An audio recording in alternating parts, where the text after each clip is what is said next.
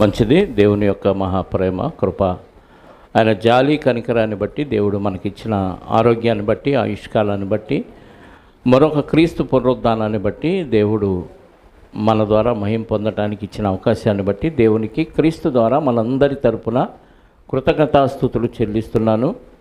శిలువలో యేసుక్రీస్తు వారు పలికిన మాటలు మనం ఆలోచిస్తూ ఉన్నాం. అందులో భాగంగా 3 మాటలు గత కాలంలో మనం ఆలోచించడం జరిగింది. ఈరోజు శిలువపై యేసుక్రీస్తు వారు పలికిన 4వ మాటను మనం ధ్యానం చేసుకుందాం. చిన్న ప్రార్థన సహాయాన్ని కోరుకొని వాక్యంలోకి ప్రవేశిద్దాం. తల వంచి కళ్ళు మూసుకొని ప్రార్థనలో నాతో ఏకీభవించవలసిందిగా మనవి చేస్తున్నాను.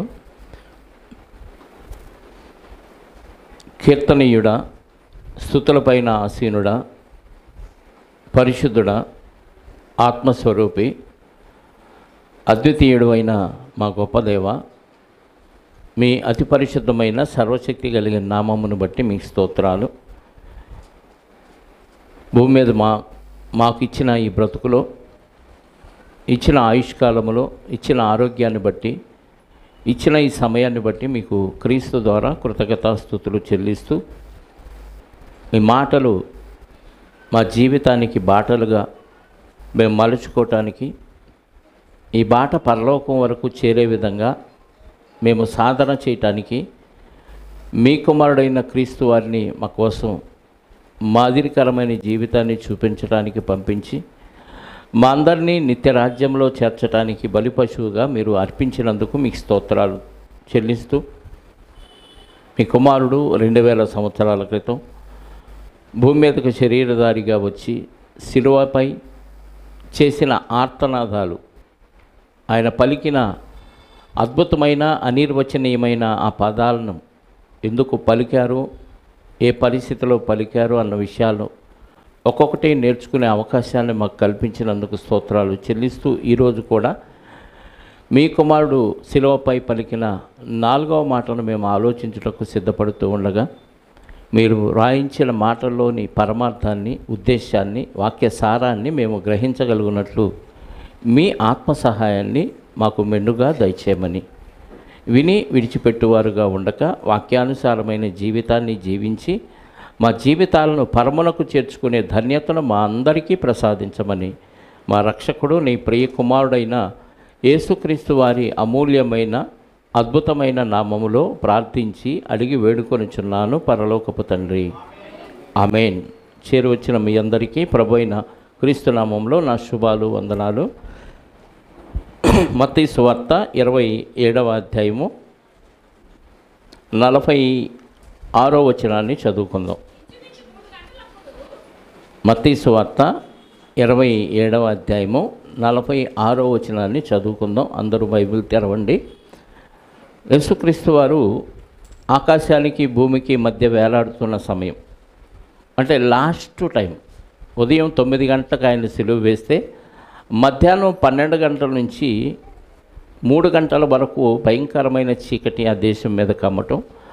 ఆ చీకటి సమయంలో యేసుక్రీస్తు వారు పలికిన మాటల్లోని చివరి ఘట్టాలు, చివరి క్షణాల్లో పలుకుతున్న మాటలు. ఇంచుమించు 3 గంటలకు యేసు ఏలీ ఏలీ లమా సబక్తాని అని బిగ్గరగా కేకవేశాను. అది అరామిక్ భాష. ఆయన పలికిన భాష అరామిక్ భాష. ఆ దినాల్లో గ్రీకు భాష వాడుకలో ఉంది. గ్రీకు సామ్రాజ్యం తర్వాత రోమా సామ్రాజ్యం పరిపాలిస్తున్న కాలంలో వ్రాతపూర్వకమైన భాష ఏదైనా వాడుకలో ఉందంటే ఇది గ్రీకు భాష. అంటే అరామిక్లో నుంచి వచ్చిందే. అరామిక్ భాష ఎక్కువగా మాట్లాడేవాళ్ళు, వాడుక భాష అది. మాట్లాడే భాష అరామిక్, వ్రాత గ్రీకు భాషలో ఉండేది. అలాంటి పరిస్థితిలో యేసుక్రీస్తు వారికి గ్రీకు తెలుసు, హిబ్రూ భాష తెలుసు, అరామిక్ భాష కూడా తెలుసు.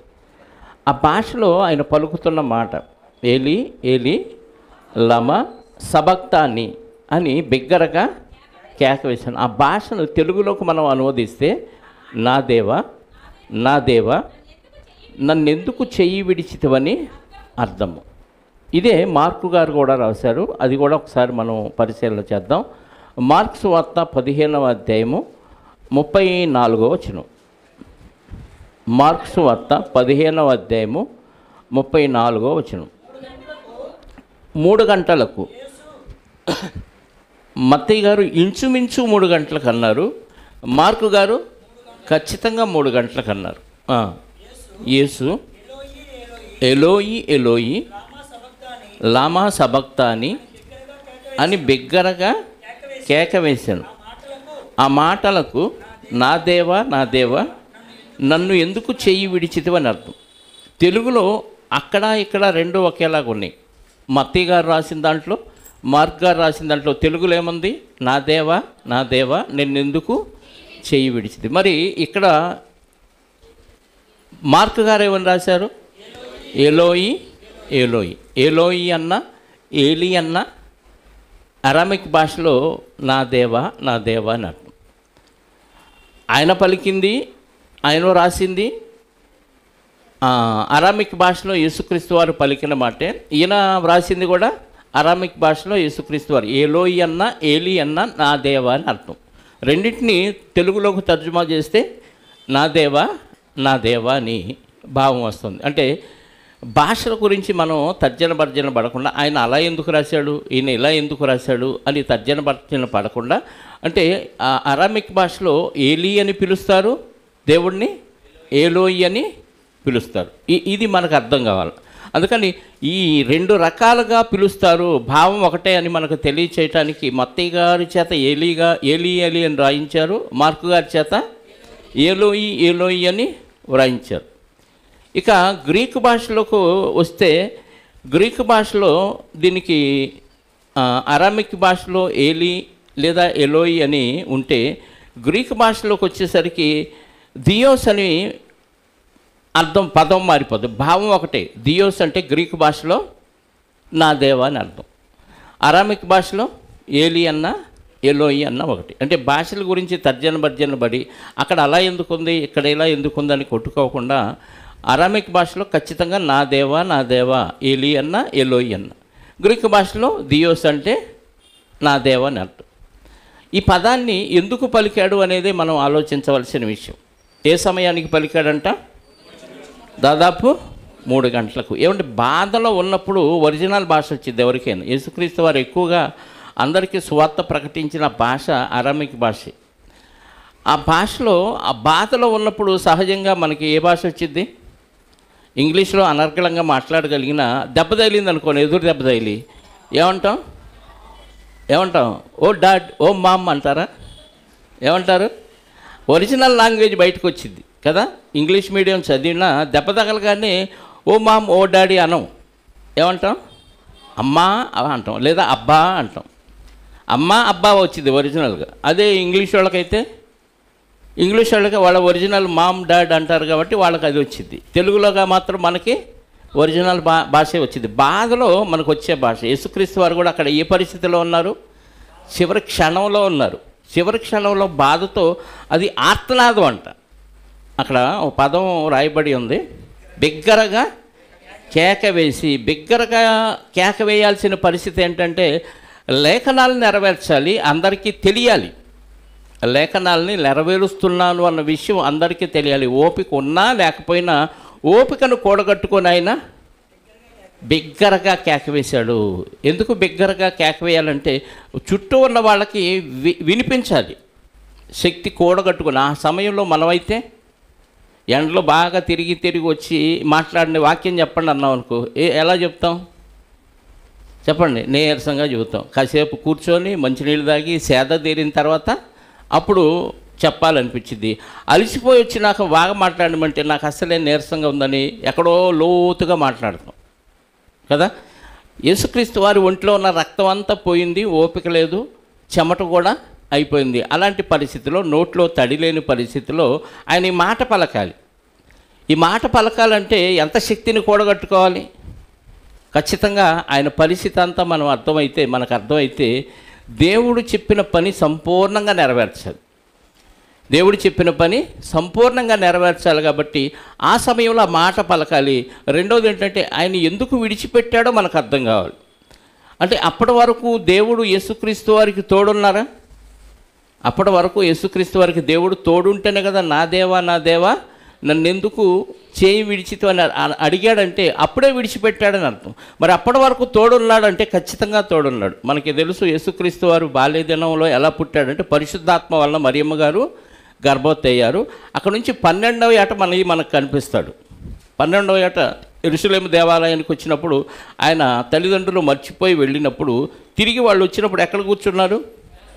శాస్త్రులు పరిచయాల మధ్య కూర్చున్నారు. అక్కడ వచ్చి ఏంటయ్యా మమ్మల్ని ఎంత ఇబ్బంది పెట్టావని తల్లిదండ్రులు అడిగినప్పుడు, అమ్మ నేను నా తండ్రి పనుల మీద ఉండాలని మీరు ఎరుగరా అని చెప్పాడు. అక్కడ నుంచి వాళ్ళు వెంట పెట్టుకొని వెళ్ళిన తర్వాత నజరేతుకు వెళ్ళిపోయి అక్కడ ఎలా ఉన్నాడో చూడండి. 51, 52 వచనాలు లూకాసు వార్త 2వ అధ్యాయము 51, 52.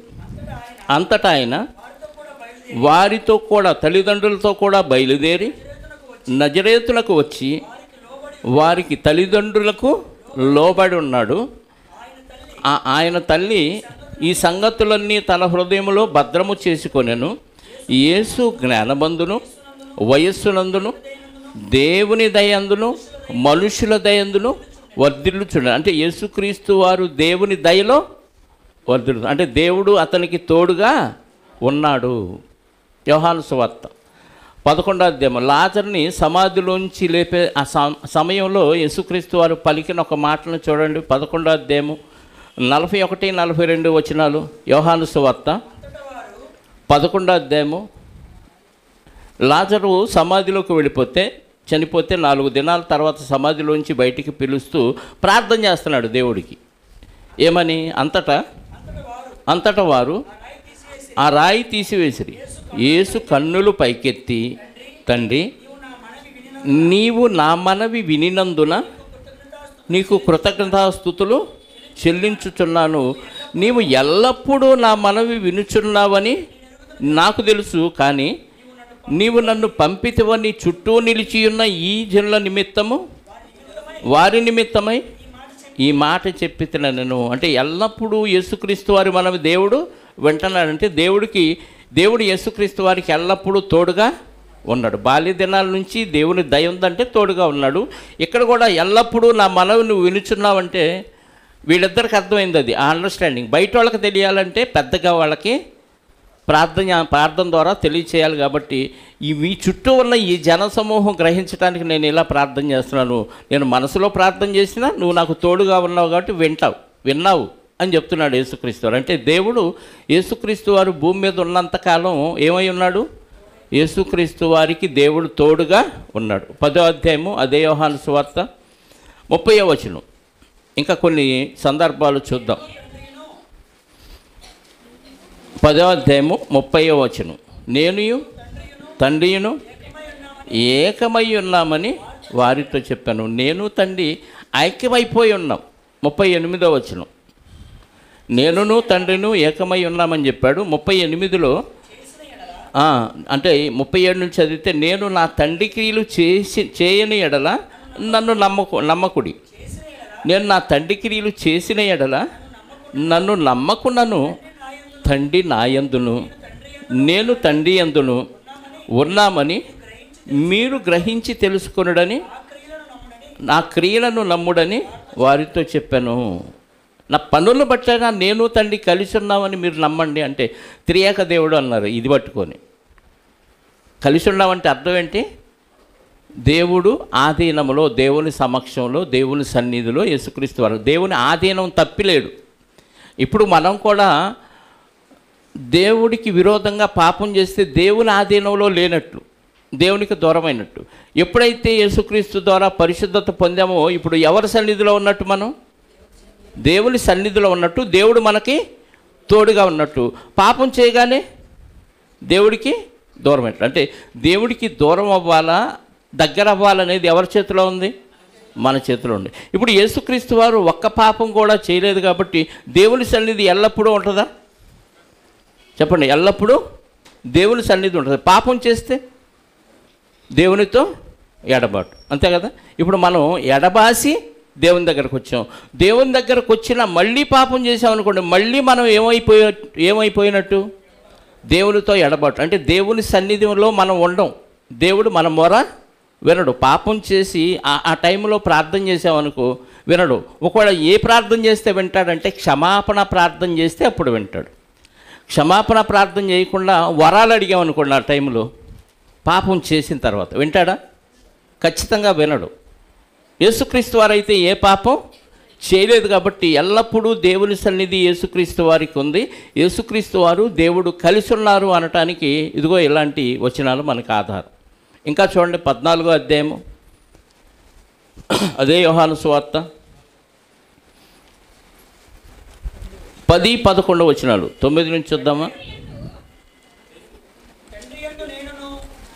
తండ్రి యందు నేనును నా యందు తండ్రియు ఉన్నామని నీవు నమ్ముంటలేదా? ఫిలిప్పుతో అంటున్నాడు.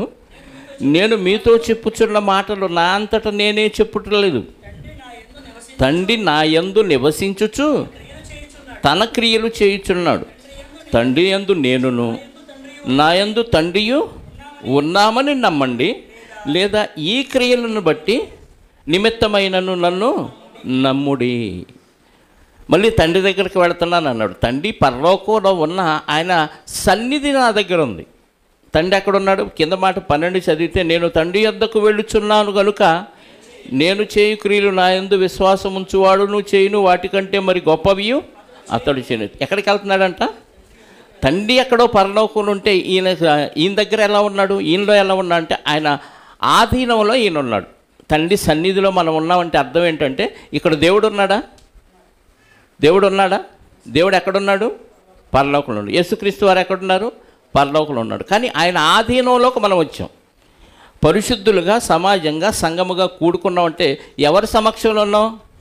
మనం ప్రార్థన చేసుకుందాం, దేవుని సన్నిధిలో మనం అందరం ఉన్నామని చెప్పుకుంటాం. అంటే ఎప్పుడైతే మనం అందరం పరిశుద్ధులుగా కూడామో మనమంతా దేవుని ఆధీనంలో ఉన్నట్టు, దేవుని సన్నిధి మన మధ్య ఉన్నట్టు. కాబట్టి యేసుక్రీస్తు వారు పాపం చేయలేదు కాబట్టి ఆయన బతికినంతకాలం దేవుని తోడు అతనికి ఉన్నది.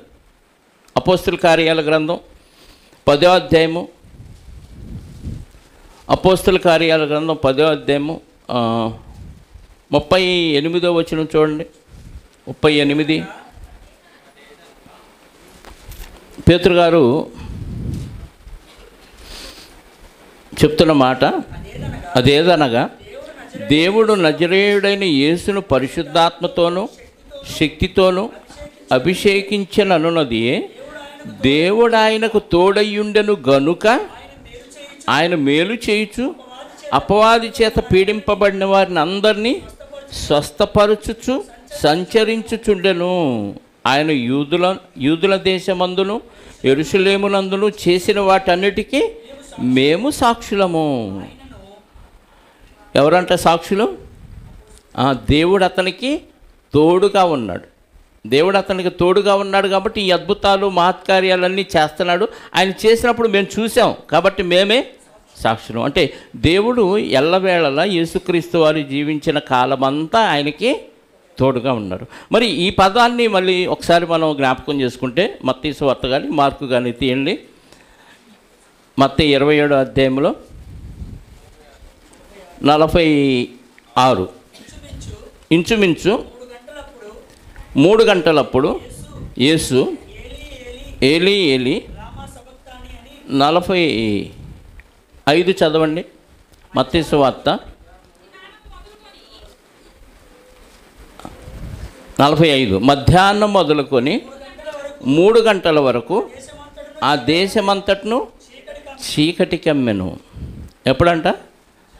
మధ్యాహ్నం మొదలు అంటే 12 నుంచి 3 గంటల వరకు దేశంలో చీకటి కమ్మింది. ఏమంటే మధ్యాహ్నం చీకటి కమ్మిద్దా? వర్షాకాలం వస్తే కొంచెం మబ్బులు బట్టి కొంచెం చీకటిగా ఉంటుంది, కానీ కటిక చీకటి ఉండదు. మరి మధ్యాహ్నం చీకటి ఎందుకు కమ్మింది? చీకటి ఎందుకు కమ్మింది అంటే మనం ఒకటి గమనించాలి. యేసుక్రీస్తు వారి జీవితంలో ఆయన దేవుడు వ్రాసుకున్న మాటల ప్రకారంగా భూమి మీద బ్రతకాలి, అందుకే వచ్చాడు. మనకి హెబ్రీ 10:7 అంటాడు కదా. హెబ్రీ 10వ అధ్యాయం 7వ వచనంలో ఎన్నోసార్లు మనం చదువుకున్నాం.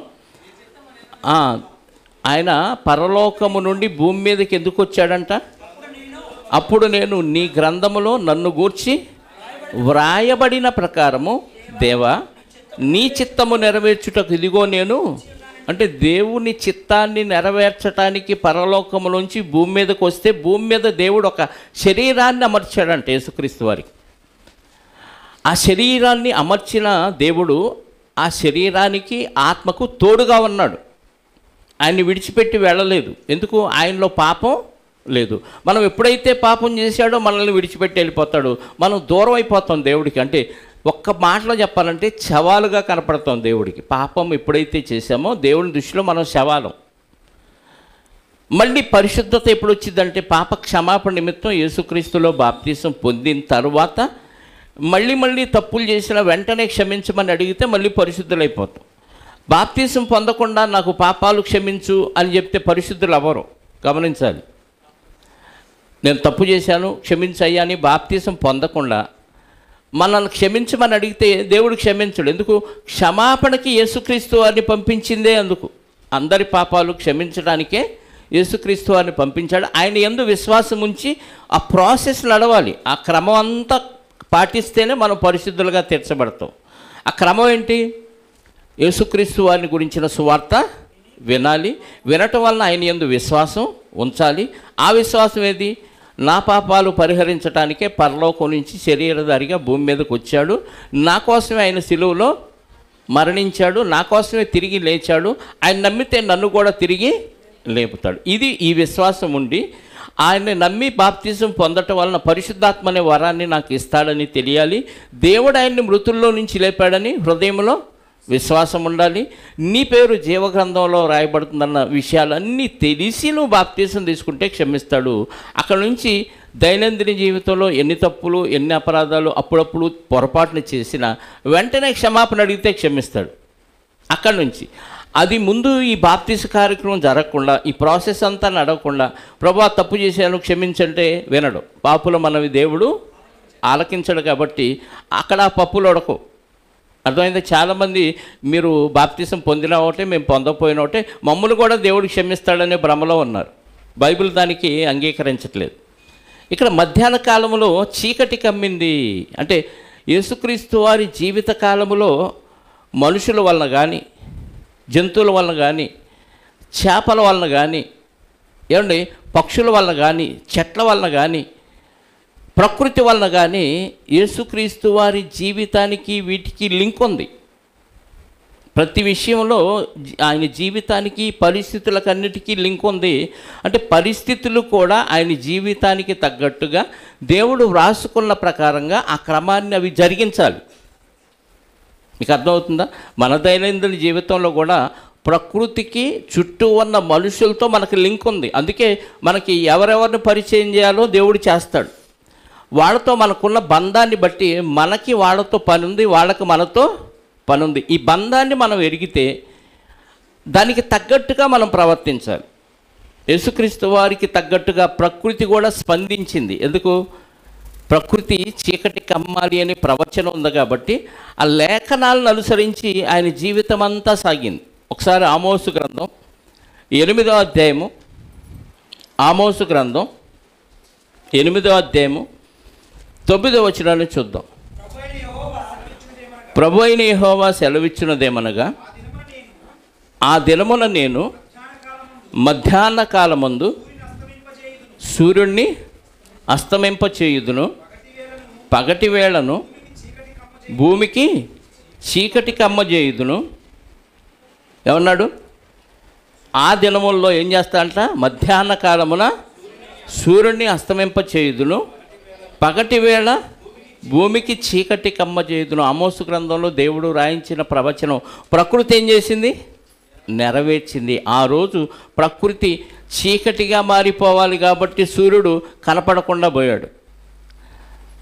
ఇక్కడ గమనించాల్సిన విషయం ఏంటంటే ఈరోజు బైబిల్ చదువుతున్న వారు కానీ అన్యులు కానీ క్రైస్తవులు కానీ ప్రకృతికి మనిషికి లింక్ ఉంది. ప్రకృతికి మనిషికి లింక్ ఉంది. ఈ లింకు మనం వాక్యానుసారంగా బతికితే ఆపాదించబడింది. వాక్యానుసారంగా బతకపోయినా ప్రకృతితో మనకున్న లింకును బట్టి అది మనకి కీడుగా పరిణమించింది. మీకు అర్థమవుతుందా? ఇప్పుడు లూకాసు వార్త 13వ అధ్యాయంలో 2 సందర్భాలు చెప్తాడు యేసుక్రీస్తు వారు. ప్రకృతికి మనిషికున్న సంబంధం లూకాసు వార్త 13వ అధ్యాయంలో 1, 2, 4వ వచనం కూడా. పిలాతు గలిలయలోని కొందరి రక్తమును వారి బలులతో కలిపి ఉండెను.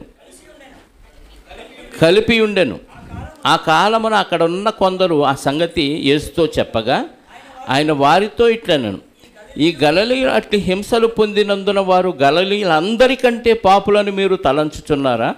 కారని మీతో చెప్పుచున్నాను, మీరు మారు మనసు పొందని ఎడల మీరందరూ అలాగే నశింతురు. ఇప్పుడు పిలాతు గలిలయ ప్రాంతంలో ఉన్న కొందరిని తీసుకెళ్ళి వాళ్ళు ఇచ్చే బలులతో వీళ్ళను కూడా బలిచ్చి ఆ రక్తాన్ని కలిపేశాడు.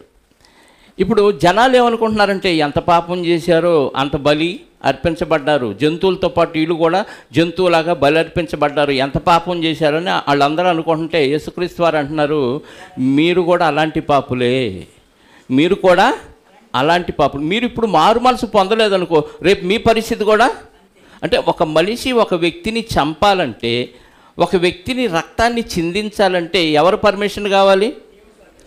పరిశుద్ధుడుగా చిందించటం వేరు, పాపాత్ముడుగా చిందించటం వేరు. ఒక పాపాత్ముడి ఒక రాజు బలర్పించాడు జంతువులతో పాటు. అంటే ఒక వ్యక్తి ఒక మనిషిని హింసించి చంపటం అనేది దేవుని చిత్తానుసారంగా జరిగింది. అయితే వాళ్ళు పాపములో ఉన్నారు. మీరు కూడా మారు మనసు పొందకపోతే వాళ్ళే పాపులు అనుకుంటున్నారా?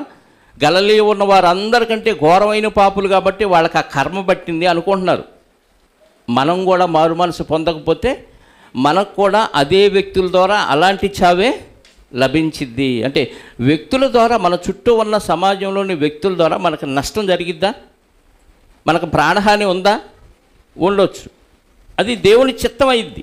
అలాగే 4వ వచనం, మరియు సిలోయములోని గోపురము పడి చచ్చిన ఆ 18 మంది యెరూషలేములో కాపురం ఉన్న వారందరికంటే అపరాధులను తలంచుతున్నారా?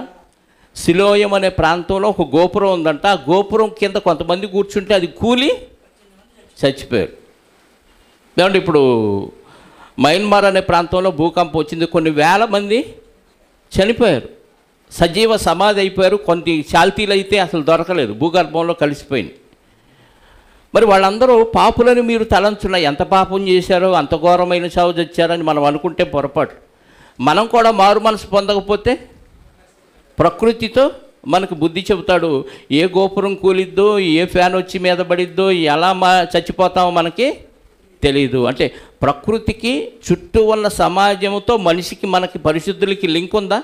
పాపి అయినా లింక్ ఉంది, పరిశుద్ధుడు అయినా లింక్ ఉంది. ఇప్పుడు యేసుక్రీస్తు వారు మరణించిన రోజు ఏం జరిగిందంటే మధ్యాహ్నం మొదలుకొని, మళ్ళీ మత్తయి సువార్త 27వ అధ్యాయానికి వెళ్దాం.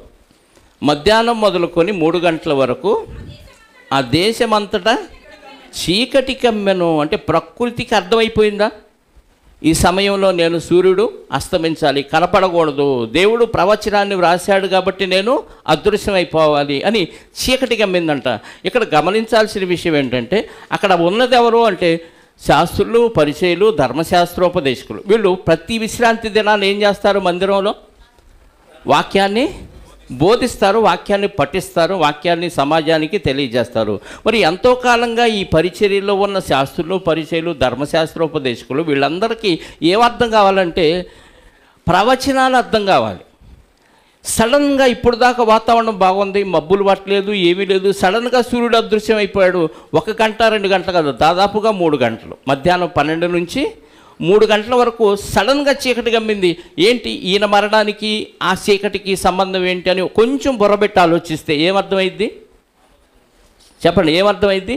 లేఖనాలకి ఈయనకేదో, ఈయన మనం అనుకున్న మెస్సియా కాదు అనుకుంటున్నారు వాళ్ళ ఊహ ఏంటంటే మనల్ని పరిపాలించే రాజు దావీదు గారిలాగా ఒక శరీరాన్ని, మంచి అద్భుతమైన రాజవంశంలో నుంచి పుట్టి ఒక ఖడ్గాన్ని ధరించి మహాసింహాసనం మీద కూర్చుండి రథాలు, గుర్రాలు, మంది మార్బలం సైన్యాలతో వచ్చి మన శత్రువుని ఓడించి మనల్ని రక్షిస్తాడు. మనకిక దిగులే ఉండదు, మన రక్షకుడు దావీదు వంశం నుంచి పుడతాడని వాక్యం ప్రపంచనాలు ఉన్నాయి కదా అని వాళ్ళ మైండ్ సెట్ ఆ విధానంలో ఆలోచిస్తుంటే ఈయనేమో ఎడో వడ్రంగి వాని కుటుంబంలో, పేదవాని కుటుంబంలో, ఎక్కడో మారుమూలలో బెత్లెహేములో ఎక్కడో దిక్కులేని జన్మించి ఒక పాపులర్ ఫిగర్ అవ్వలేదు. వాళ్ళ ఊహ వేరు, ఇక్కడ జరిగింది వేరు. అవి అన్నీ వ్రాయించాడా దేవుడు? ఆయన ఎలా పుడతాడో వ్రాయించాడు, ఎక్కడ పుడతాడో వ్రాయించాడు. ఈ లేఖనాలన్నీ వాళ్ళు అనునిత్యం ఔపాసన బట్టి ఇతరులకు బోధిస్తున్నారు. ఎవరు?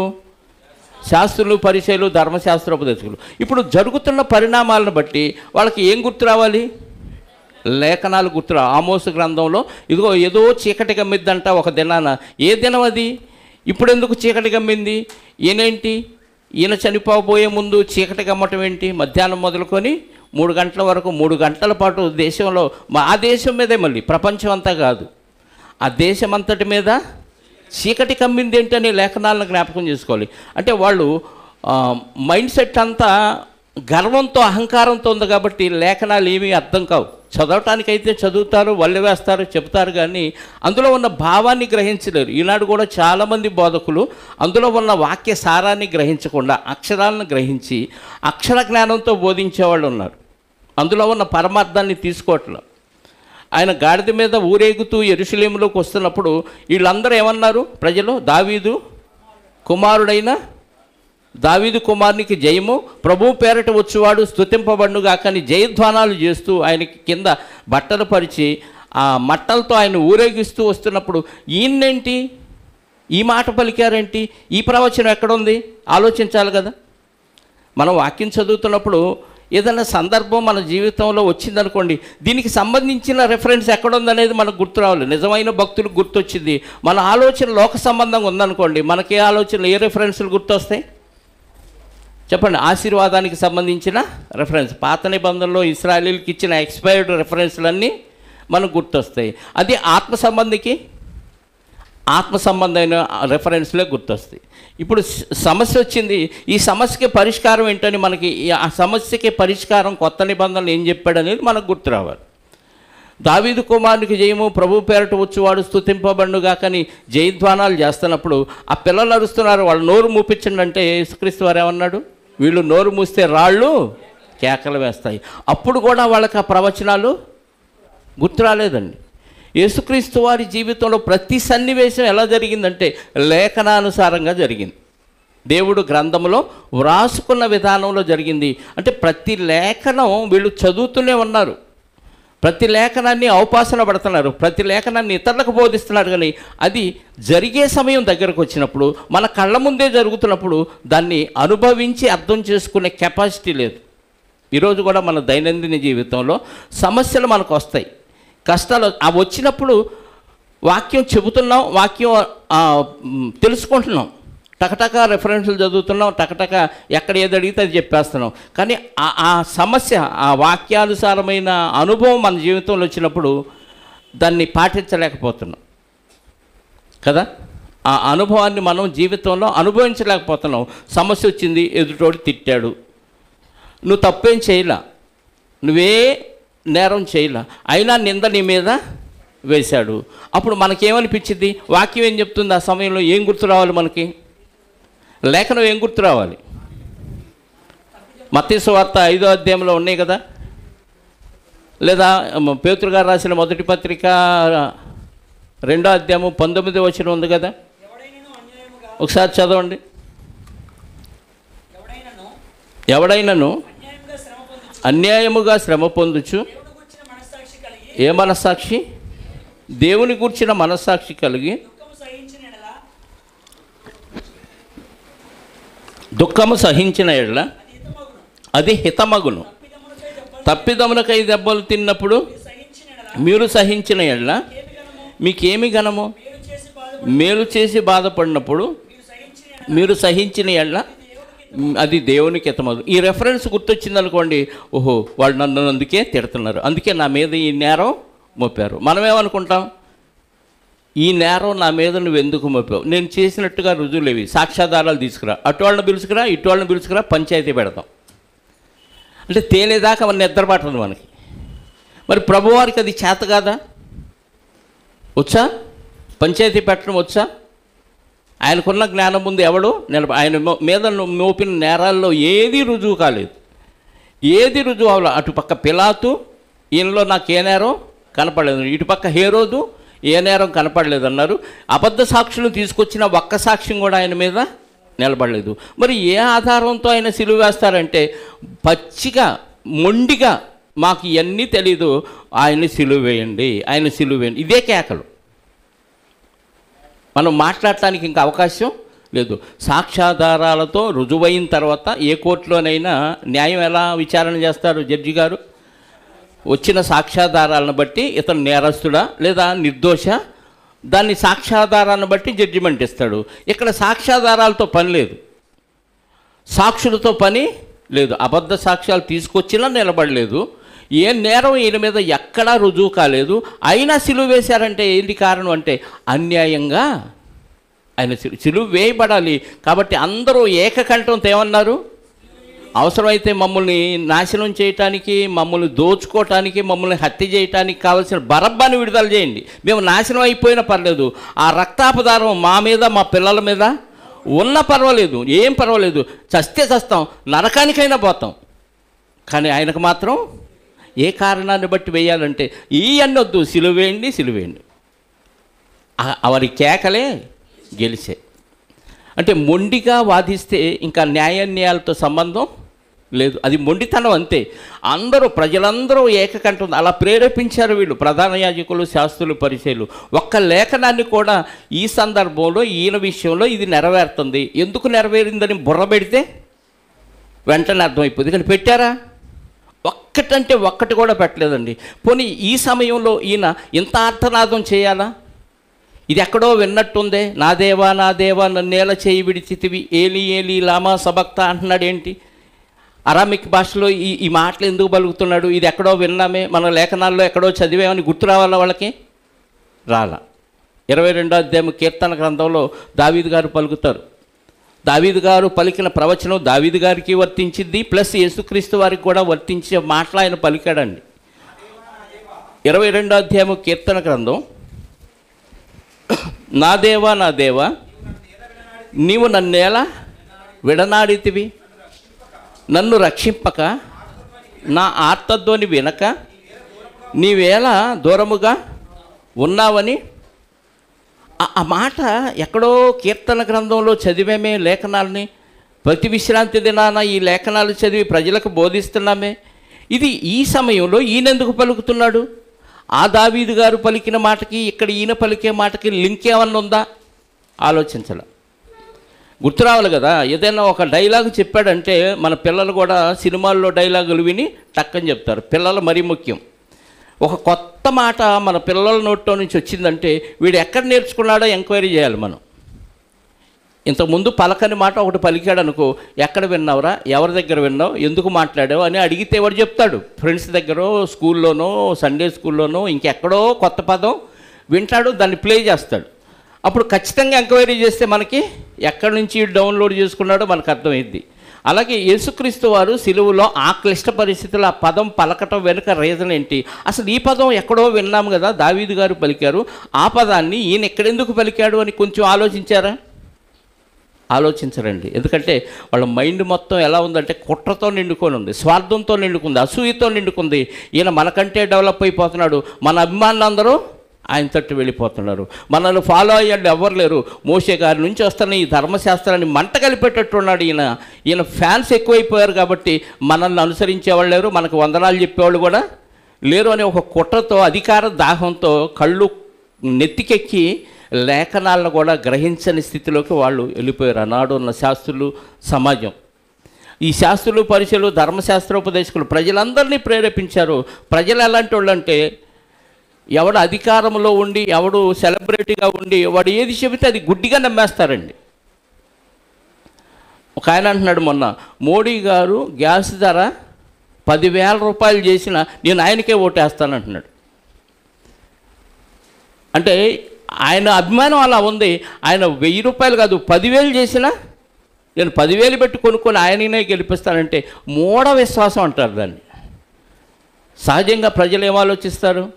మనకి మేలు చేసేవాళ్ళు, మనకి ఇబ్బంది కలిగకుండా పరిపాలించేవాళ్ళు కావాలంటారు. అలాంటి మాట ఆయన అన్నాడంటే ఎంత మూఢాభిమానం. అలాంటి అభిమానులు ప్రజలు. అంటే ఒక సెలబ్రిటీ చెబితే మూఢంగా అది ఫాలో అయిపోతూ ఉంటారు మూర్ఖంగా.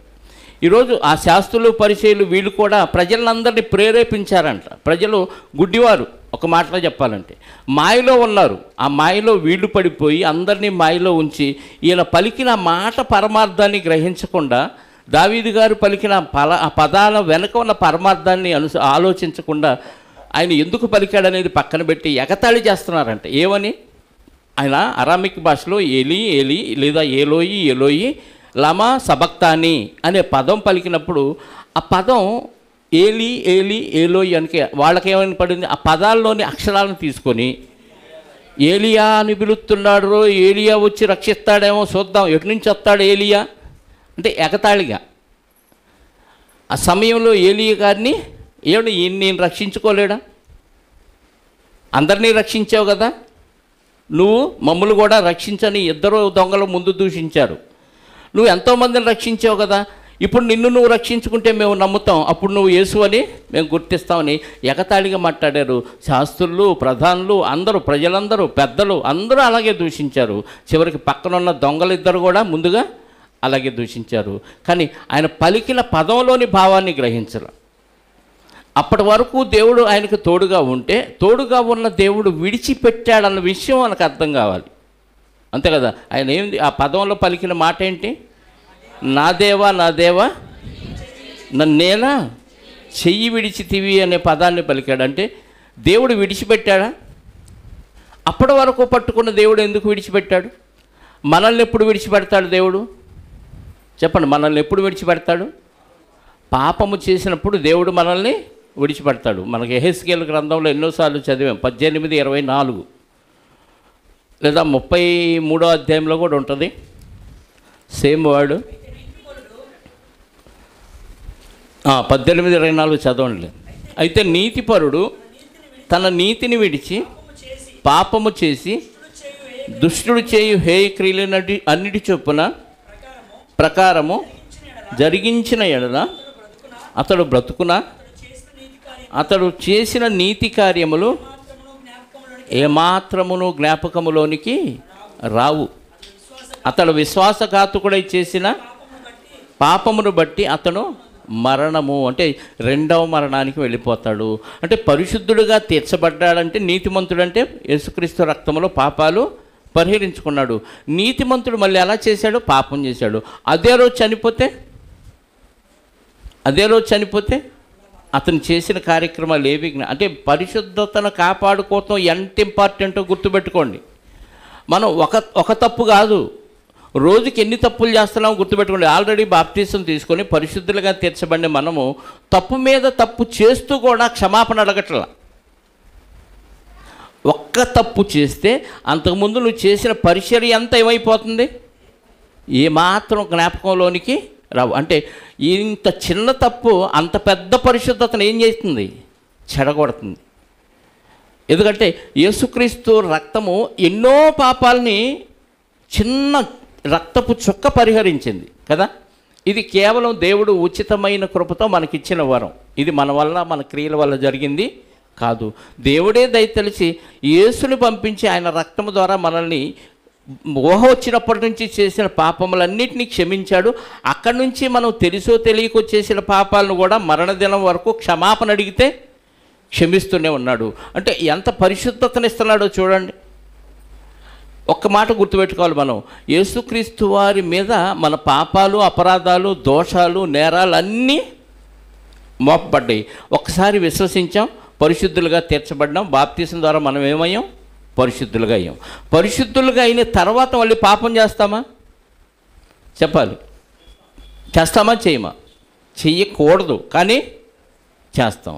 అంటే యేసుక్రీస్తు వారి ద్వారా పరిశుద్ధత పొందిన మనమే పాపం మళ్ళీ మళ్ళీ చేస్తూ క్షమాపణ అడుగుతుంటే మరి పరిశుద్ధత పొందని వారి పరిస్థితి చూడండి.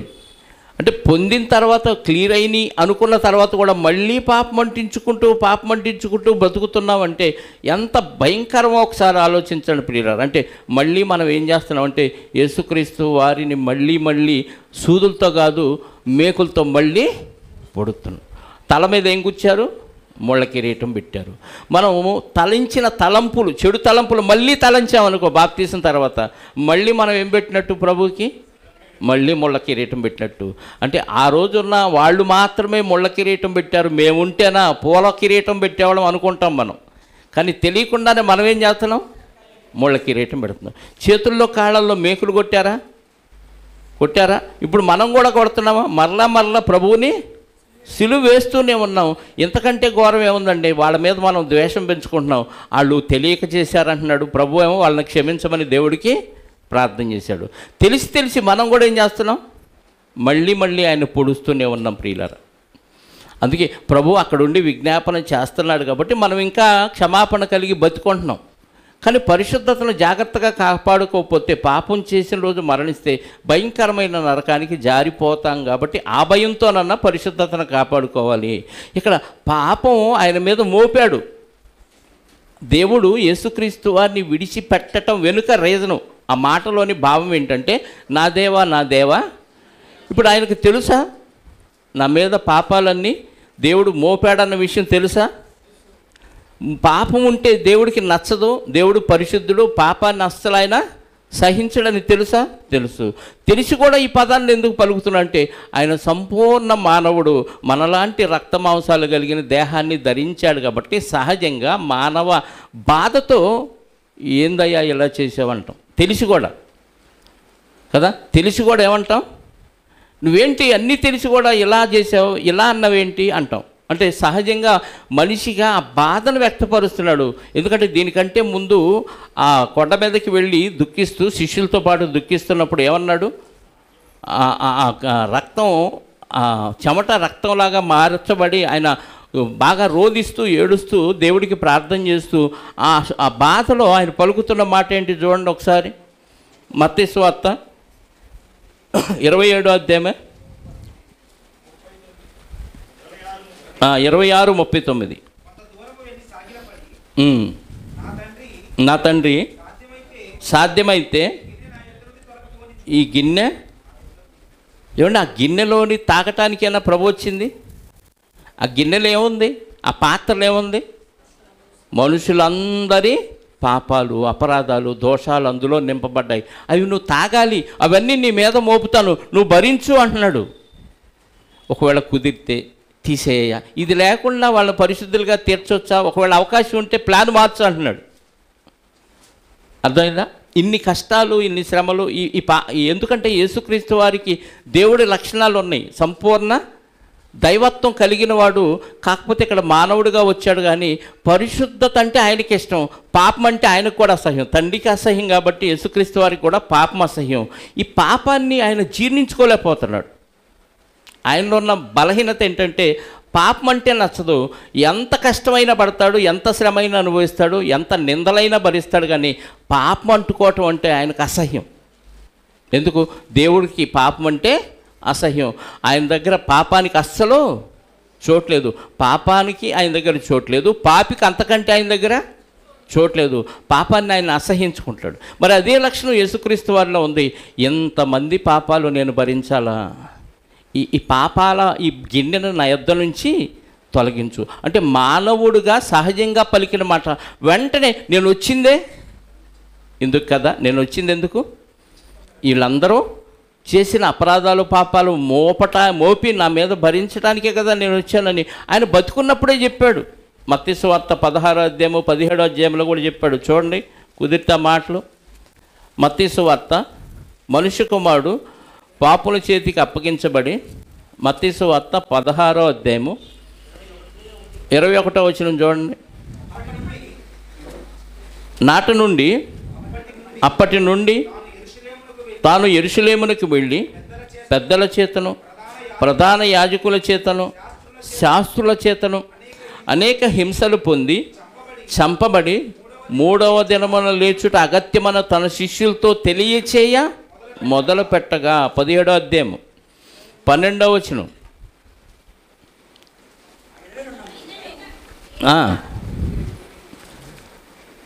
అయినను ఏలియా ఇదివరకే వచ్చిన వారు అతను ఎరుగక తనకి ఇష్టం వచ్చినట్టు అతని ఎళ్ళ చేసిరి. మనుష్య కుమారుడు కూడా అలాగే వారి చేత శ్రమలు పొందబోచున్నాడని మీతో చెప్పుచున్నాను. 23వ వచనం. వారాయనను చంపుదురు. 22-23 వారు గలిలీలో సంచరించుచుండగా యేసు మనుష్య కుమారుడు మనుషుల చేతికి అప్పగింపబడబోచున్నాడు, వారు ఆయన్ని చంపుతారు, 3వ దినమున ఆయన లేచునని వారితో చెప్పగా వారు బహుగా అయ్యో చచ్చిపోతావా ప్రభు అని దుఃఖపడ. పునరుద్ధానం అవుతాడు అన్నది గుర్తులేదు శిష్యులకి, చచ్చిపోతాడు చంపుతారు అన్నదే గుర్తుంది. అందుకే బాగా దుఃఖపడ్డారు. అంటే చావటానికే వచ్చానని తెలిసిన ప్రభు అక్కడ ఎందుకు పలికాడు ఆ పదం అంటే మనుష్య రీతిగా పలికాడంతే. వెంటనే ఏమన్నాడు, అయినా నా చిత్తము కాదు నీ చిత్తమే సిద్ధించుగాక. ఇప్పుడు అందరి పాపాలు భరించడానికే నువ్వు శరీరాన్ని ధరించావు, దేవుడు రాసుకున్న ప్రకారంగానే నేను భూమి మీదకి వచ్చానని తెలిసిన యేసుక్రీస్తు వారు ఆ క్షణంలో ఏమన్నాడు, నా దేవా నా దేవా ఎందుకు విడిచిపెట్టాడో తెలుసా యేసుక్రీస్తు వారికి? ఏమండి జాగ్రత్త వినండి, యేసుక్రీస్తు వారినే ఏ పాపము ఎరగని ప్రభువారినే పాపం ఉంటే దేవుడు ఏం చేశాడు, విడిచిపెట్టాడు. మరి నిన్ను నన్ను విడిచిపెడతాడా? ఆయన వరకైతే ఆయన ఏ పాపం చేయలేదు.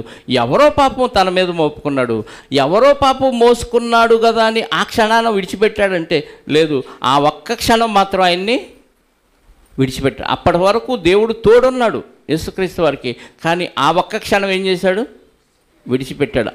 ఆ ఒక్క క్షణం ఎడబాటుని భరించలేకపోయాడు యేసుక్రీస్తు వారు. మనం ఎన్నిసార్లు ఎన్ని పాపాలు చేసి ఎంత ఎడబాటును కోలుకున్నామో దేవుడి దగ్గర నుంచి కదా.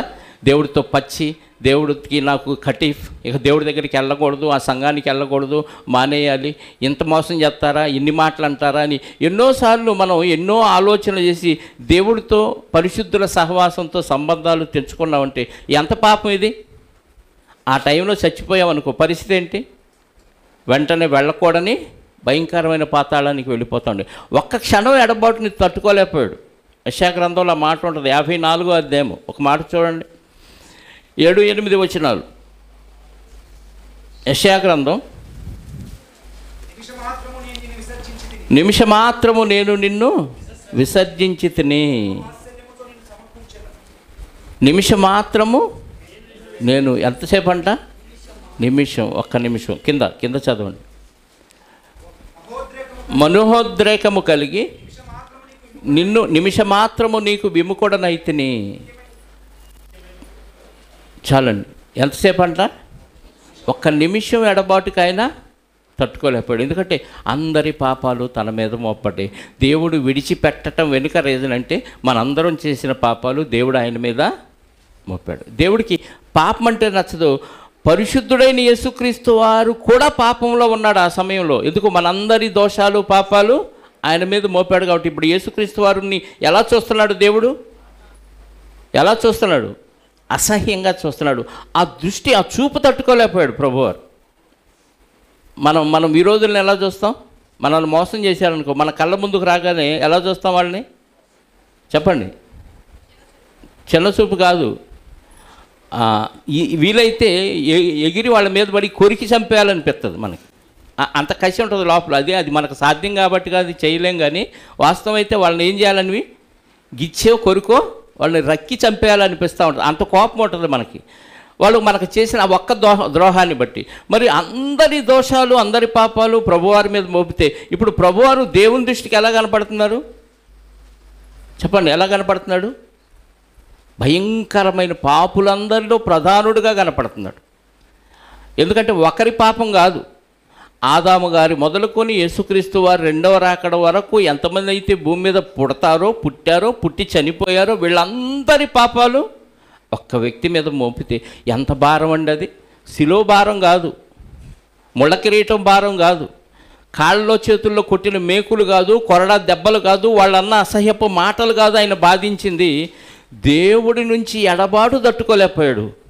మనిషిగా పలుకుతున్న మాట, నా దేవా నా దేవా ఎందుకు విడిచాడో తెలిసి కూడా ఎందుకన్నాడంటే ఆ బాధ లాంటిది. ఏంటయ్యా, ఇంతకాలం నాకు దగ్గరగా ఉన్నావు, సమీపంగా ఉన్నావు, నువ్వు నేను ఎప్పుడూ ఎడబాయలేదు, ఎప్పుడు కలిసే ఉన్నావు, నీతో సమానంగా ఉండి నన్ను భూమి మీదకి పంపించావు, ఆ సంగతి నాకు తెలుసు.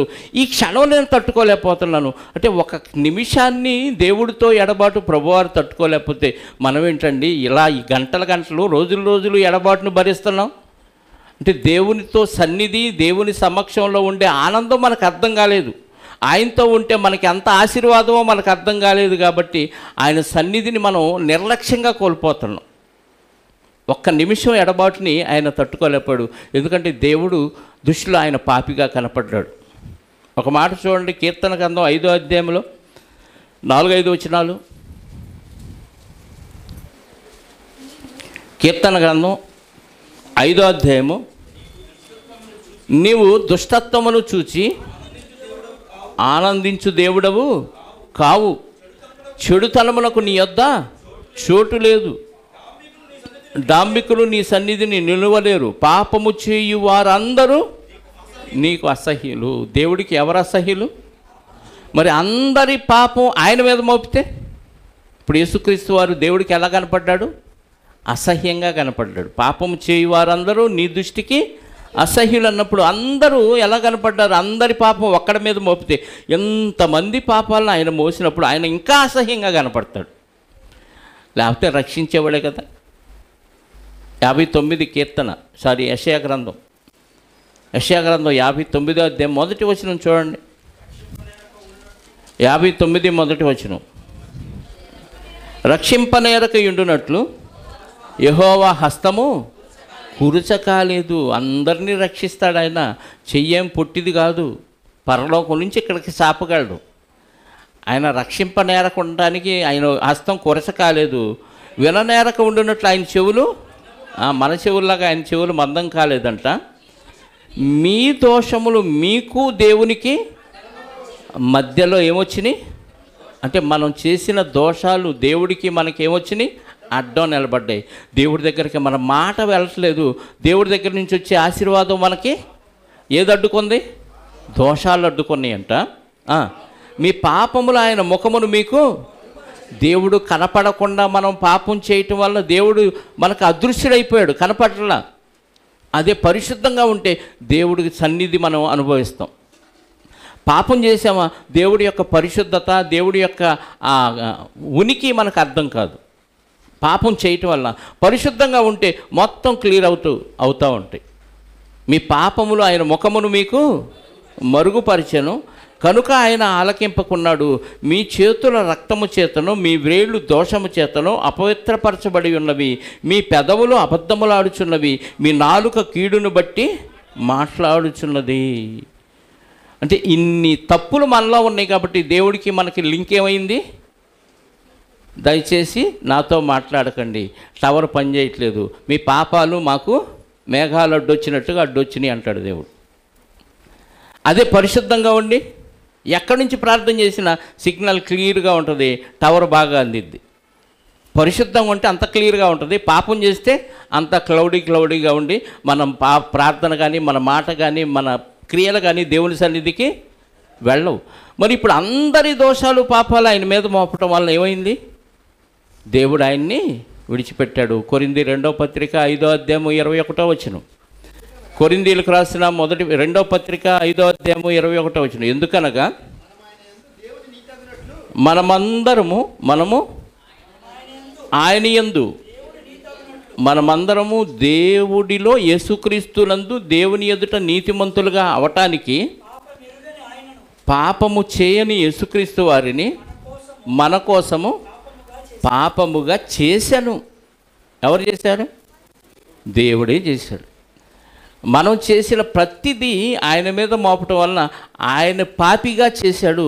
నువ్వు పాపివి, నాకు అసహ్యం అని విడిచిపెట్టాడు ఒక నిమిషం. ఆ నిమిషం ఎడబాటుని యేసుక్రీస్తు వారు తట్టుకోలేక నా దేవా నన్నేలా చెయ్యి విడిచితివి. ఏమంటే ఒకరి ఇద్దరి తప్పులు క్షమించటం అంటే కొంచెం ఈజీ ఏమో, లేదు ఒక ప్రాంతంలో ఉన్న వ్యక్తులు తప్పులు క్షమించటం అంటే ఈజీ ఏమో, కానీ ప్రపంచంలో పుట్టిన వారందరూ అపరాధాలు పాపాలు దోషాలు క్షమించటం ఎంత కష్టం చెప్పండి. మనం కొంచెం తక్కువ చేసేమేమో, కానీ కొంతమంది భయంకరులు ఉన్నారు ప్రపంచంలో. ఎంత భయంకరులు అంటే ఆ యెషయా గ్రంథం 53వ అధ్యాయంలో మన చేసిన ఘోరాలు నేరాలు భయంకరమైన వ్యసనాలు మనకు వచ్చిన రోగాలు ఈ పరిస్థితులన్నీ అక్కడ వర్ణించాడు. ఈ పరిస్థితులన్నీ బట్టి ఆయన శరీరంలో వీటన్నిటికీ తగ్గట్టుగా ఆ నిమిషంలో మార్పులు జరిగినాయి. 53వ అధ్యాయం చూడండి ఒక మాట. యెషయా గ్రంథం 53వ అధ్యాయము 3వ వచనం నుండి ఒకసారి గబగబా చదవండి. అతడు ఉదయకాలమును దీన్ని వివరించాను. ఉప్పలపాడులో తృణీకరించబడిన వాడాయనంటే ఎవరు పట్టించుకోని విధంగా నిర్లక్ష్యం అయ్యాడు. అంతమందికి స్వస్థతలు చేసినా, అంతమందికి ఆశీర్వాదాలు ఇచ్చినా, అంతమందికి ఆహారం పెట్టినా, ఆయన ఉన్న కాలంలో అందరికీ మేలే చేశాడు. కానీ అందరూ ఏం చేశారు? ఆయన్ని అంటే పట్టించుకోవాలి.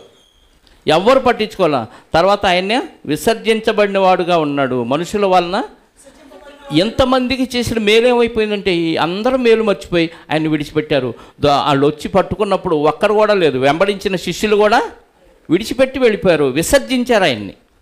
నువ్వు మాకు అక్కర్లేదు, వెళ్ళిపోని. ఎందుకంటే ఆయన శిష్యులు అని తెలిస్తే వీళ్ళని కూడా తీసుకెళ్ళి కొళ్ళాలతో కొట్టి మళ్ళీ అక్కడ చంపేస్తారు ఆ దొంగలతో పాటు అని భయపడ్డారు శిష్యులు కూడా. ఆయన వల్ల మేలు పొందిన వాడు కూడా ఎవ్వడూ రాలేదు అక్కడికి. అంటే అందరూ ఏం చేశారు? విసర్జించారు. అంటే ఇంత మేలు పొంది ఆయన ఏం చేశాడు? విసర్జించబడ్డాడు. అందరూ తృణీకరించారంటే లెక్క లేకుండా వదిలేశాడు ఆయన్ని. అదే పరిస్థితిలో మనం ఉంటే, నేను ఇన్ని చేశాను వాళ్ళకి, ఒక్కటి కూడా వాళ్ళు గుర్తు చేసుకొని నాకు తిరిగి మేలు చేయరా?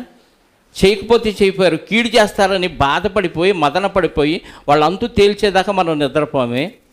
మరి అంతమందికి అన్ని మేలు చేస్తే ఎవడో తీసేయలేని రోగాన్ని కూడా ఆయన తీశారు. ఆ రోజుల్లో కుష్ఠవ్యాధికి మందు లేదు, కుంటోళ్ళకి గుడ్డోళ్ళకి కళ్ళు ఇచ్చేవాడు ఎవడు లేడు. అలాంటి అద్భుతమైన స్వస్థతలు చేసిన వాడు కూడా రాలేదంటే వాళ్ళు కూడా తృణీకరించారు, వాళ్ళు కూడా విసర్జించారు. ఎవరు తీసివేయలేని రోగాన్ని యేసుక్రీస్తు ద్వారా పొందుకున్న వారు కూడా ఏం చేశారు? విసర్జించేశారు. ఆ విసర్జన, ఆ తప్పులు, ఆ పాపాలన్నీ ఎవరి మీద మోపాడు? యేసుక్రీస్తు గారి మీద మోపాడు. ఆ ప్రాంతంలో ఉన్నవారే కదండి, భూమి పుట్టినప్పటి నుంచి ఇప్పటి వరకు క్రీస్తు రాకడ వరకు ఉన్నవారందరూ చేసిన ఈ ప్రభువుని విసర్జించిన వాళ్ళందరినీ దేవుడు క్షమించాడు అంగీకరిస్తే. ఇంకా వ్యసనాక్రాంతుడుగాను వ్యాధిని అనుభవించిన వాడుగాను మనుషులు చూడనల్లడు వానిగాను ఉండెను. వ్యసనాలు, ప్రతి మనిషికి ఎన్నో వ్యసనాలు ఉంటాయి, అది చెప్పుకోవటానికి వీలవదు. ఒక్కొక్కడికి ఒక్కొక్క వ్యసనం. ఒకడికి సినిమాలు చూడటం వ్యసనం, ఒకడికి టీవీలు చూడటం వ్యసనం, ఒకడికి ఫోన్ చూడటం వ్యసనం, ఒకడికి ఆటలాడటం వ్యసనం, ఒకడికి ఇతరుని తిట్టటమే వ్యసనం, ఒకడికి చెయ్యి దురద ఇతరుని కొట్టటమే వ్యసనం, ఎవడొకడిని చంపందే వాడికి నిద్రపడదు, అది ఒక వ్యసనం, పేకాట ఆడందే నిద్రపడదు. ఇలాంటి రకరకాల వ్యసనాలు ఉన్నాయి. ఈ వ్యసనాలన్నిటి వల్ల వచ్చే తప్పు ఎవరి మీద మోపాడు? ఇప్పుడు యేసుక్రీస్తు వారిని దేవుడు ఎలా చూసి అంటే, ఎంత పచ్చి తాగుబోతా, ఎంత పచ్చి వ్యసనాక్రాంతుడా, ఎంత పచ్చి హత్య చేసేవాడా, ఎంత పచ్చి వ్యభిచారా, ఈ వ్యసనాలన్నిటినీ ప్రపంచంలో ఉన్న అందరి వ్యసనాలు ఆయన మీద మోపి ఆయన్ని అలా చూశాడంటే ఆ సందర్భంలో పచ్చి వ్యసనాక్రాంతుడుగా చూశాడు.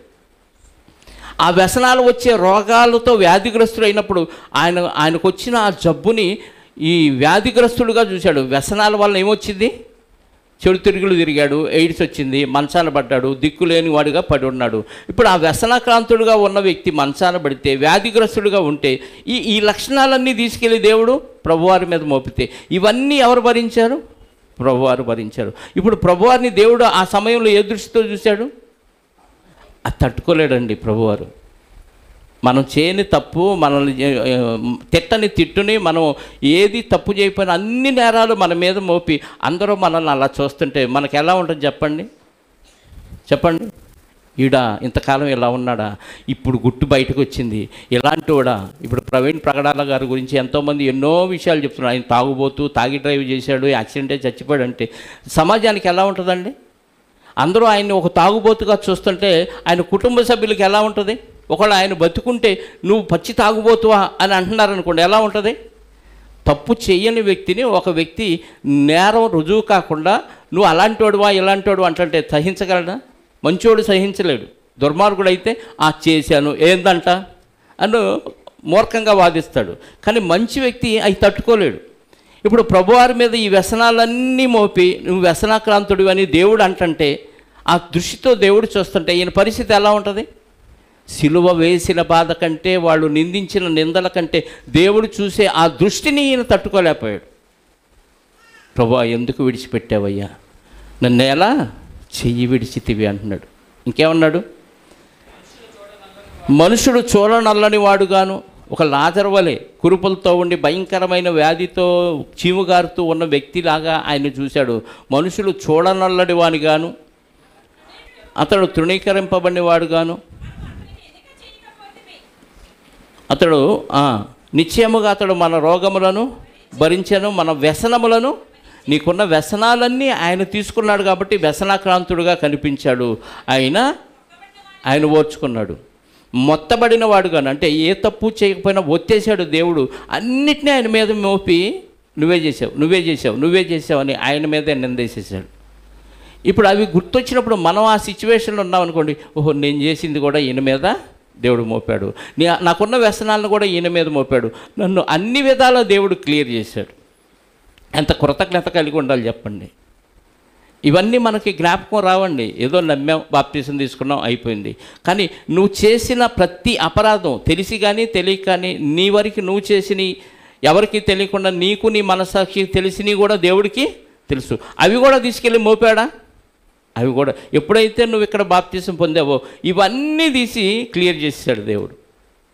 ఇంకా అలా చదువుకుంటూ వెళితే ఎన్నో రకాలుగా యేసుక్రీస్తు వారిని ఒక దుర్మార్గుడుగా, దుష్టుడుగా దేవుడు చూసి తృణీకరించేశాడు, ఆయన్ని విసర్జించాడు. ఒకే ఒక్క నిమిషం, ఆ ఒక్క నిమిషం ఎడబాటుని ప్రభువారు తట్టుకోలేకపోయారు. గలతీ పత్రిక 3వ అధ్యాయం ముగిస్తాను, 13వ వచనం.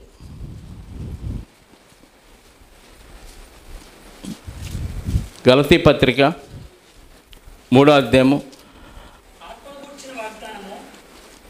13వ వచనం. ఆత్మను గూర్చిన వాగ్దానము విశ్వాసము వలన మనకు లభించినట్లు అబ్రహాము పొందిన ఆశీర్వచనము క్రీస్తు యేసు ద్వారా అన్యజనులకు కలుగుటకై క్రీస్తు మన కోసము శాపమై మనలను ధర్మశాస్త్రము యొక్క శాపము నుండి విమోచించెను.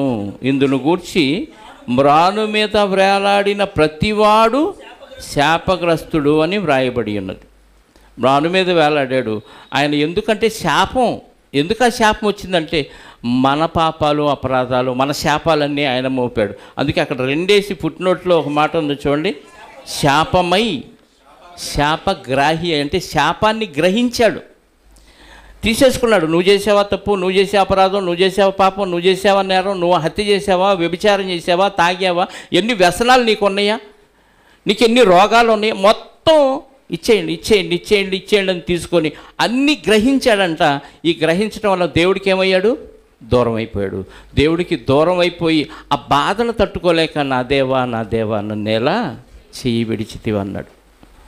ఆ పాదం పలకటానికి ఓపిక లేదు, కానీ ఆ సమయంలో పలకాలి, లేఖనాన్ని నెరవేర్చాలి కాబట్టి ఖచ్చితంగా పలికాడు. దానికి ప్రకృతి కూడా స్పందించింది, చుట్టూ ఉన్న పరిస్థితులు కూడా ఆయనకి అననుకూలంగానే స్పందించినాయి.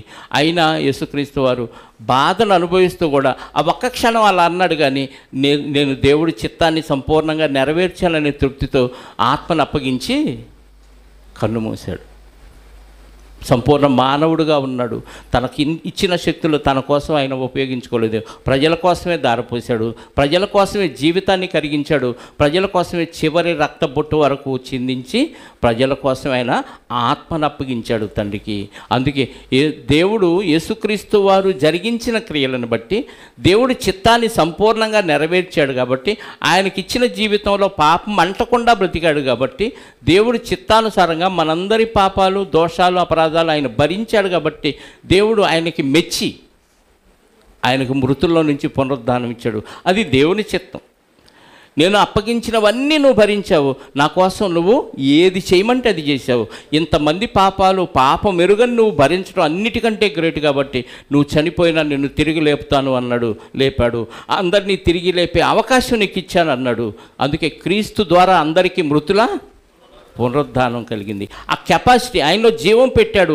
ఆ జీవాన్ని మనుషులందరికీ ఇచ్చాడు. ఎవరైతే అంగీకరిస్తారో వాళ్ళని తిరిగి లేపే ఆ కెపాసిటీ యేసుక్రీస్తు వారికి దేవుడు ఇచ్చాడు. 2వ రాకడలో వస్తాడు, అందరినీ ఆయన వారిని తిరిగి పునరుద్ధానంలో బతికిస్తాడు. పాపం అంటకుండా అంత్యదినం వరకు కాపాడుకున్న వారిని మాత్రమే ఆయన తిరిగి లేపుతాడు. కాబట్టి దేవునితో ఎడబాటును అస్సలు కలిగి ఉండొద్దు. పొరపాటును పాపం చేసిన వెంటనే క్షమాపణ అడిగి మళ్ళీ దేవునితో సమాధాన పడాలని ఈ మాటలోని పరమార్థం మనకు అర్థమైతే పాపం అంటకుండా బ్రతకడానికి ప్రయత్నించండి. అంటే వెంటనే దేవుడి దగ్గర క్షమాపణ అడిగి క్లియర్ చేసుకోండి. ఎందుకంటే ఆ క్షణంలో మరణిస్తే ఖచ్చితంగా మనం వెళ్ళకూడని ప్రదేశానికి వెళ్తాం. కాబట్టి దేవుడితో ఎల్లప్పుడూ సదాకాలం ఉండాలంటే ఎప్పటికప్పుడు క్షమాపణలు అడుగుతూ దేవుడు విడిచిపెట్టకుండా ఉండే విధంగా మన జీవితాలను మలుచుకోవాలని, అలా మలుచుకుంటారని కోరుకుంటూ ఈ మాటలు ముగిస్తున్నాను. ప్రార్థన చేసుకుందాం. క్రీస్తు యేసునందు మమ్ములను మిక్కిలిగా ప్రేమించిన మా కన్న తండ్రి, మహోన్నతుడా, మీ వాక్య సారం ముఖ్యం. ఆత్మయు జీవమై ఉన్న మాటలు మీ కుమారుడు మాకు అందించాడయ్యా. నిజంగా ఆయన జీవితం అద్వితీయం, అమోఘం, అనిర్వచనీయం. ఇలాంటి జీవితాన్ని ప్రపంచంలో ఎవరూ అనుభవించలేదు. మహా అయితే ఒక దేశాన్ని కాపాడి ఉంటారు, ఒక ప్రాంతాన్ని కాపాడి ఉంటారు. ఒక దేశం కొరకో ఒక ప్రాంతం కొరకో వారి జీవితాన్ని సమర్పించుంటారేమో, కానీ వారు పాపం అంటించుకొని ఆ కార్యక్రమాలు చేశారు తప్ప నిర్దోషిగా ఎవరో ఈ కార్యక్రమాలు ఇలాంటివి చేయలేదయ్యా. కానీ మీ కుమారుడైన యేసుక్రీస్తు వారు మాత్రం ఆయన పుట్టిన దగ్గర నుంచి మరణించే వరకు, మీరు మా పాపములు ఆయన మీద మోపే వరకు ఏ పాపము అంటకుండా, ఏ కళంకము అంటకుండా, ఏ దోషము ఆయనలో లేకుండా కాపాడుకొని మీరు ఎలాంటి జీవితాన్ని, ఎలాంటి శరీరాన్ని ఇచ్చారో అలాంటి శరీరముతో పాపం అంటకుండా బ్రతికి నిర్దోషిగా మీ సన్నిధిలో కనపడ్డారు. కానీ చివరి క్షణంలో, చివరి నిమిషంలో మా వలన పాపిగా తీర్చబడి పాపగ్రాహి అయి, శాపగ్రాహి అయి మా అందరి దోషములు అపరాధములు భరించి మీ సన్నిధిలోంచి విడిచి దూరంగా వెళ్ళిపోయాడు. ఆ క్షణాన, ఆ నిమిషాన ఆయన తట్టుకోలేక నా దేవా నన్ను నేల చేయి విడిచితోని ఆర్తనాదం చేశాడయ్యా. ఆ ఆర్తనాదం ప్రతిరోజు మేము జ్ఞాపకం చేసుకుంటూ మీతో ఎడబాటు లేకుండా ప్రతి నిత్యం, ప్రతి నిమిషం మీతో సమాధానం కలిగి ఉండే ఆలోచన మీ పిల్లల్లో కలిగించండి. ఎవరో మీకు దూరస్తులు కాదు, అందరూ మీలో నుంచి వచ్చారే కనుక మీ నుండి ఎవరో దూరం కాకుండా ఈ మాటలు విన్న తర్వాత ఇంకా మా జీవితాలను జాగ్రత్తగా మలుచుకుంటూ మీతో ఎల్లప్పుడూ మీ కోపాగ్నికి గురి కాకుండా సమాధానంగా ఉండే ధన్యత మీ పిల్లలైన ప్రతి వారికి అనుగ్రహించండి. తిరిగి వారి కుటుంబాలకు వారిని సురక్షితంగా చేర్చండి. రేపు జరగవలసిన కృతజ్ఞత కూడికలోను, ఎల్లుండి జరగవలసిన జ్ఞాపకార్థ కూడికలోనూ మీ సహాయాన్ని కోరుకుంటున్నాం. మంచి వాతావరణాన్ని ఇచ్చి మీ నామానికి మహిమకరంగా ఆ కార్యక్రమాలు జరిగించి మీరే మహిమ, ఘనత, ప్రభావాలు ఆరోపించుకొనమని కోరుకుంటూ వచ్చిన బిడ్డలందరిని బట్టి స్తోత్రాలు. వారి వారి దైనందిన జీవితంలో వారి శరీరంలో ఉన్న బలహీనతలు కానీ, ఆర్థిక సమస్యలు కానీ, మానసిక బలహీనతలు కానీ వీటన్నిటి నుంచి వారికి విడుదల కలిగించి మీ చిత్తమైతే మరింతగా మిమ్మల్ని హత్తుకోవటానికి సహాయాన్ని దయచేయండి తండ్రి. మా తోటి సహోదరుడు రాజా యొక్క తల్లి గారు అనారోగ్యంతో హాస్పిటల్లో చేరి ఉండగా బిడ్డను జ్ఞాపకం చేసుకోండి. మంచి ఆరోగ్యాన్ని ఇచ్చి తిరిగి సంఘంలో చేర్చబడటానికి సహాయాన్ని దయచేయండి. మీ పిల్లలు కొంతమంది వెళ్ళి పరామర్శించి కొంత ఆర్థిక సహాయాన్ని కూడా అందించాలని విని సంతోషిస్తున్నాను.